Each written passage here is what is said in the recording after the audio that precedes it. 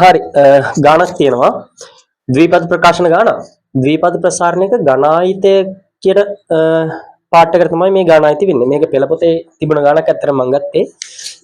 බලමු මේක හදන්නේ විසඳන්නේ කොහොමද කියලා. හැබැයි ඊට කලින් ද්විපදයක ගණායිතික ප්‍රසාරණය දැනගෙන ඉන්න වෙනවා මේ ගාන හදන්න කලින්. අපි බලමු ද්විපදයක ගණායිතික ප්‍රසාරණය කොහොමද දෙන්නේ කියලා. රයිට් 11 වසර ළමයෙක් මේක දැනගෙන ඉන්න ඕන කාරණයක්.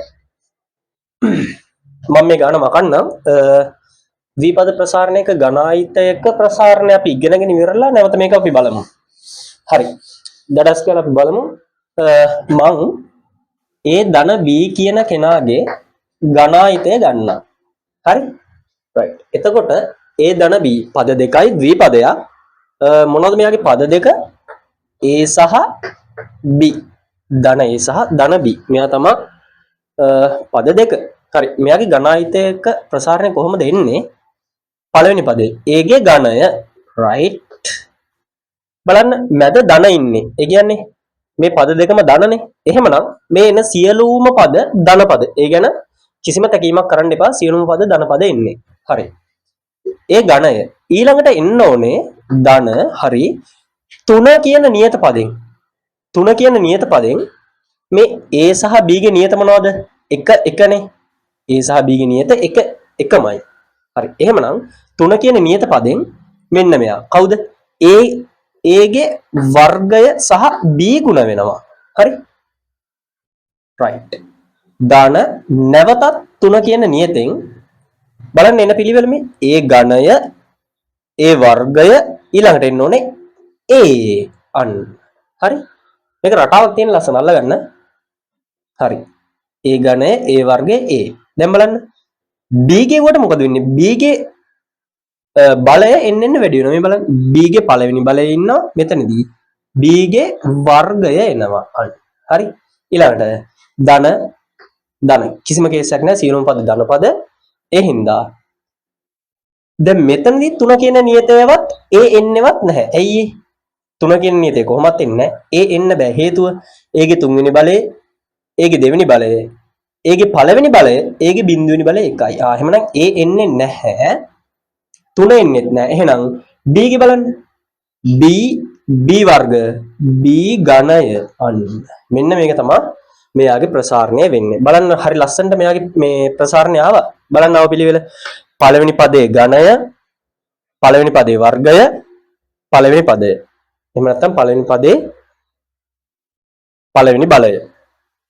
බලන්න. දෙවෙනි පදය, දෙවෙනි පදේ වර්ගය, දෙවෙනි පදේ ඝනය අන්න. මේ පළවෙනි පදේ බලය බලන්න අඩු වේගන ගිහිල්ලා.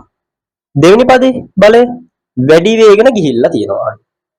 මේ මැද පද දෙක 3 කියන නියතෙන් ಗುಣ වෙලා තියෙනවා. හරි ලස්සන රටාවකට තමයි මේ ඝනායතයක ප්‍රසාරණය ඇවිල්ලා තියෙන්නේ. හරි. right. මම මේ ද්විපද එක ඝනායතයේ ප්‍රසාරණය මේ හරියෙන් ලියාගෙන තියාගන්න. මොකද්ද A ධන B ගේ ඝනායතයේ ප්‍රසාරණය කොහොමද එන්නේ? පළවෙනි පදේ ඝනය ධන 3යි A වර්ග B ධන 3යි AB වර්ග ධන B ඝනය. ඔක තමයි ප්‍රසාරණය. right.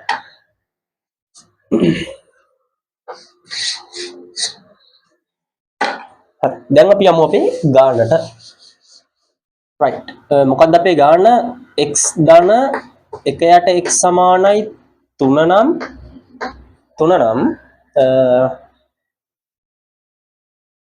x ඝනය ධන 1යට x ඝනයෙහි අගය සොයන්න.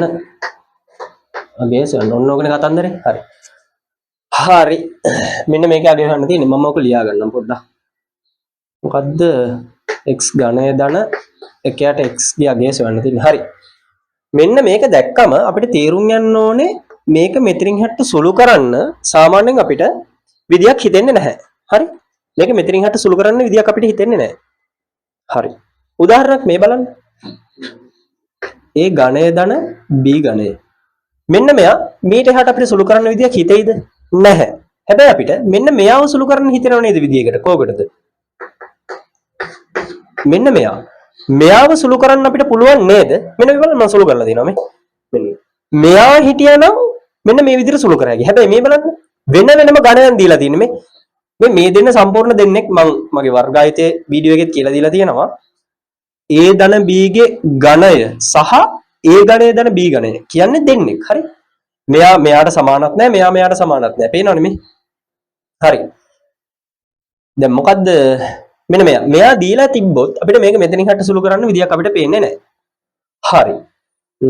මෙයා වගේ හිටියනම් අපිට පුළුවන් සුළු කරගන්න.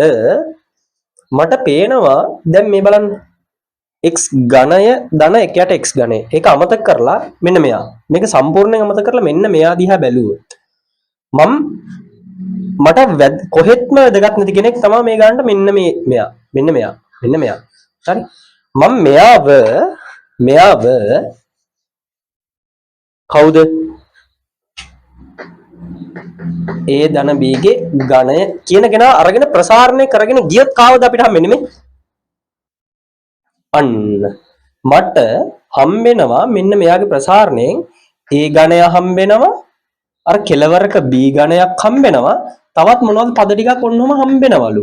අන්න බලන්නකො මේ මට මෙයාව සුළු කරන් ගිහුවම මෙන්න මෙයාට වෙනම ඝණයක් වෙටිච්ච පදයක් හම්බ වෙනවා, මෙයාට වෙනම ඝණයක් වෙටිච්ච පදයක් හම්බ වෙනවා. තව පද මොනවද හරි හම්බෙයි. මට ඒව වැඩක් නැහැ. හරි.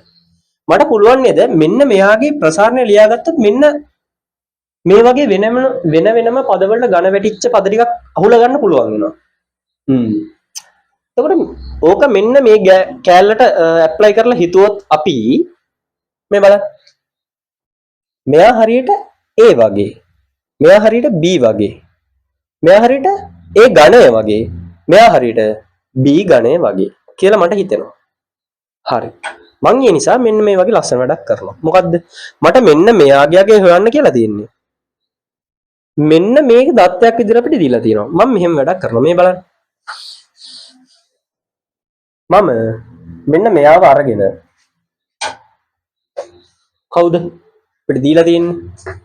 x ධන 1යට x සමානයි 3 කියන කෙනා අරගෙන මම මොකද්ද කරන්නේ? මෙන්න මේ සම්පූර්ණ පැත්තට සහ මෙන්න මේ සම්පූර්ණ පැත්තට ඝනයක් දානවා. හරි? මට මේ කරන්න ඇතියක් තියනවද? ඔව්. සමාන කිරීමෙන් දෙපැත්තට අපිට කැමති දෙයක් කරන්න පුළුවන් එකම විදිහේ. හැබැයි ගණිතයේ නියම වලට අනුකූලව. හරි. මම x ධන 1යට x කියන මේ සම්පූර්ණ පැත්තට ඝනයක් දානවා. ඒ දැම්ම නිසා එහා පැත්තටත් ඝනයක් දානවා. මම කරපු වැඩේ හරිද? හරි. ගණිතමය වශයෙන් නිවැරදි. හරි. දැන් මම මොකද්ද කරන්නේ? මම මෙන්න මේක ප්‍රසාරණය කරනවා. මෙන්න මේක දිහා බලාගෙන. right. මේක තමයි වැදගත් පියවර. හොඳට බලාගෙන ඉන්න. මොකද්ද? මේකේ ප්‍රසාරණය මෙන්න මේක ආශ්‍රය. right.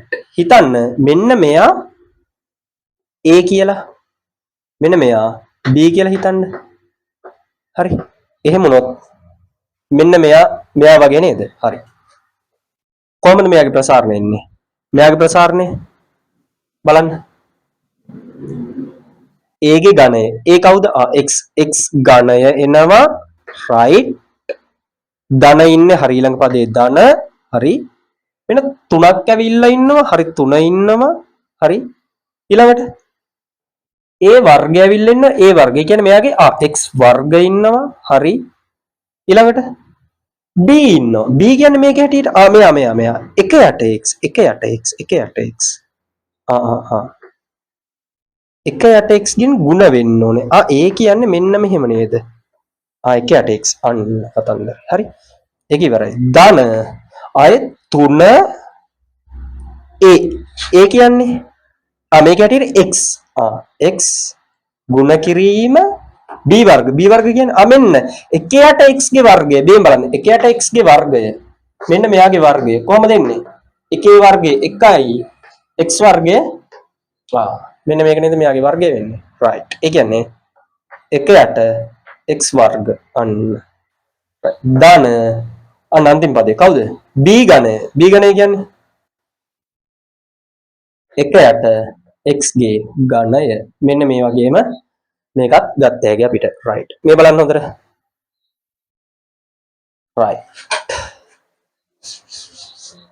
මේ බලන්න කතන්දරේ. x එකක් ඉන්නවා, x වර්ගයක් ඉන්නවා. ගුණ කිරීම තියෙන්නේ මේ x ට මෙතනින් එකක් කැපෙනවා. මේ x ට මෙතෙන් එකක් කැපෙනවා. මෙතන කැපෙන්නේ එකක් නෑ. මට අන්තිමට උත්තරයක් කරන්න මෙන්න මේ වගේ මොකද්ද? x ඝනය ධන 3යි x ධන 3 බෙදීම x ධන 1යට x ඝනය කියලා එකක් එනවා මට උත්තරේ විදියට. බලන්න මට අන්තිමට ආව එක. රයිට් හරි. මට දැන් මෙන්න මේක වැඩක් නැහැ. මේක ඕන උනේ මට මෙන්න මේ පියවර කරගන්න. මම මේක මකා ගන්නම්. හරි. මට මෙහෙම එකක් ආවා. මම මේක පොඩ්ඩක් මේ පැත්තෙන් ලියා ගන්න. හරි. මම මේක මෙතෙන්ට ගේන්නම්. මොකක්ද ආවේ? මට මේ මෙතනින් එහාට. මෙන්න මේ සමාන කිරීම මේක සමානයි 3 ඝනය කීයද? 3 ඝනය. 3 ඝනය කියන්නේ මොකද්ද? 3 ගුණ කිරීම 3 ගුණ කිරීම 3. ඒ කියන්නේ 3 වරක් 3 9 9 වරක් 3 27 යන්න. කියන්නේ මේ සෙට් එකම සමානයි. මේ සෙට් එකම සමානයි 27ට. හරි. right. 27ට. මම දැන් මේ සෙට් එක මායි මෙහෙන් ලියා ගන්නවා. x ඝනය ධන 3යි x ධන 3 බෙදීම x ධන 1යට x ඝනය සමානයි 27යි. 27යි. හරි. මම දැන් කරන්නේ මේ බලන්න. කවුද අපෙන් අහනවා මේ මෙන්න මෙයා x ඝනය ධන 1යට x ඝනය x ඝනය ධන 1යට x ඝනය මෙන්න මේ ඩබල් එක ඇවිල්ලා හරි මම උන් දෙන්න එක ළඟට ගන්නවා මෙන් බලන්න කරන වැඩි x ඝනය ඉන්නවා අරයා මම මේ එක ළඟට ගන්නවා මෙයා ළඟට 1යට x ඝනය ඉන්නවා හරි මේ දෙන්න නේ ඉන්නේ හරි බලන්න කවුද ඉන්නේ 3යි x සහ 3 බෙදීම x මේ දෙන්නට පොදු සාධක තියෙනව නේද 3 කියන එක මේ දෙන්නටම පොදුයි නේද මම දඩස් ගාලා 3 එළියට ගන්නද හරි 3 කියන එක එළියට ගමු 3 ගත්තාම ඇතුළේ කවුද ඉතුරු වෙන්නේ x ඉතිරි වෙනවා ධන 1යට x නෙවෙයිද ධන 1යට x නෙවෙයිද බලන්න ප්‍රසාරණය කරලා මෙයාගෙන් ගුණ කරපුවම 3x හරි මෙයාගෙන් ගුණ කරපුවම 3 බෙදීම x අන්න බඩු වෙනවා හරි සමානයි අමතක කරන්න එපා 27 එහා පැත්තේ ඉන්නවා රයිට් වැඩේ හරි බලන්නකො මේ අපෙන් අහන්නේ මොකද මෙන්න මෙයාගේ අහන්නේ අන්න ආවා තව කවුද අපිට වැඩක් නැති මෙන්න මේ පාර්ට් එකක් ඇවිල්ලා මේ කවුද මෙහෙන් බලන්න මේ අපිට x වතාව x ධන 1යට x සමානයි 3යි එහෙනම් දන්නවා මෙන්න මේ කෑල්ලයාගේ කීයද මේ කෑල්ලයාගේ 3යි එහෙනම් x ඝනය ධන 1යට x ඝනය ධන මෙන්න මේ 3 වතාවක් 3 මෙන්න මේ තුන තමයි මේ තියෙන්නේ මේ තුන තමයි මේ තියෙන්නේ හරිනේ සමානයි 27යි right 3 වර 3 9යි කියන්නේ x ඝනය ධන 1යට x ඝනය ධන 3 වර 3 9 සමානයි 27යි කියන්නේ x ඝනය ධන 1යට x ඝනය සමානයි 3 එහා පැත්තට ගිහපුවම 27න් අඩු වෙලා 18ක් එනවා මෙන්න උත්තරේ ඉතින් මේක තමයි උත්තරය